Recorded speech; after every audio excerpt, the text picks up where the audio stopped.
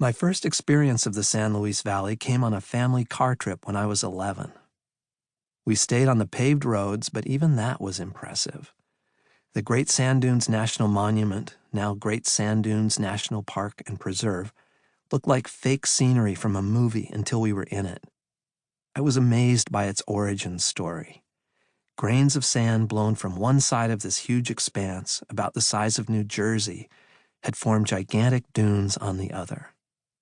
The San Juan Mountains to the west hold the remains of an enormous ancient supervolcano whose eruption was one of the largest explosions in Earth's geologic history. When you grow up in a beautiful place that seems to lose some beauty to settlement, i.e. development, every year, you treasure the unchanged. The San Luis Valley still looks much as it did 100 or even 200 years ago. Blanca Peak, at 14,345 feet, the fourth largest summit in the Rockies, overlooks a vast openness. Blanca, named for the snow that covers its summit most of the year, is visible from almost everywhere in the valley and is considered sacred by the Navajo. The range Blanca presides over, the Sangre de Cristos, forms the valley's eastern side. Nestled up against the range just north of Blanca are the amazing sand dunes.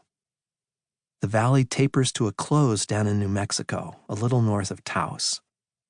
It's not hard to picture the indigenous people who carved images into rocks near the rivers, or the Hispanic people who established Colorado's oldest town, San Luis, and a still working system of communal irrigation in the southeastern corner, or a pioneer wagon train.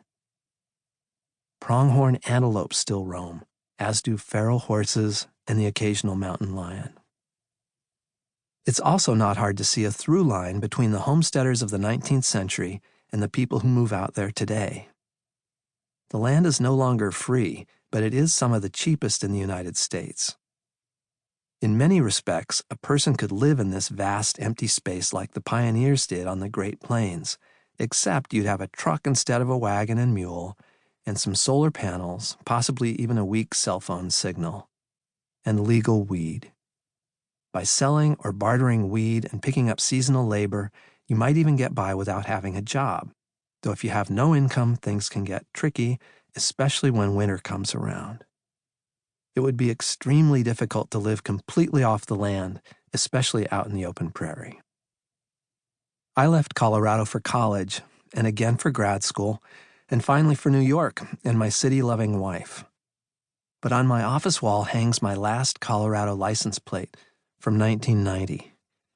Family kept me coming back on visits, and often I'd meet up with old friends. One of these was Jay, whose family had a cozy A-frame cabin in Fairplay, Colorado, about an hour and a half from Denver in another high basin, this one called South Park.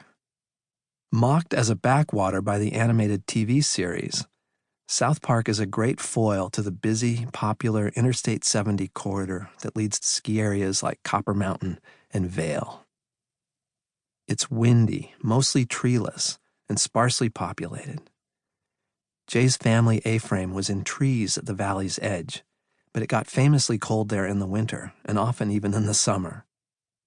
We did a lot of cross-country skiing in the backcountry and joined up with friends for parties there, starting in high school and continuing for many New Year's Eves after. In 2016, a Denver magazine called 5280 asked me to write about South Park. Jay and I reconvened there for a few days. The park is very wide, and we wanted to visit areas we'd never seen before. A local offered directions to one particularly remote area, musing that, quote, "Once you're on 53, you'll swear you'll never find your way back."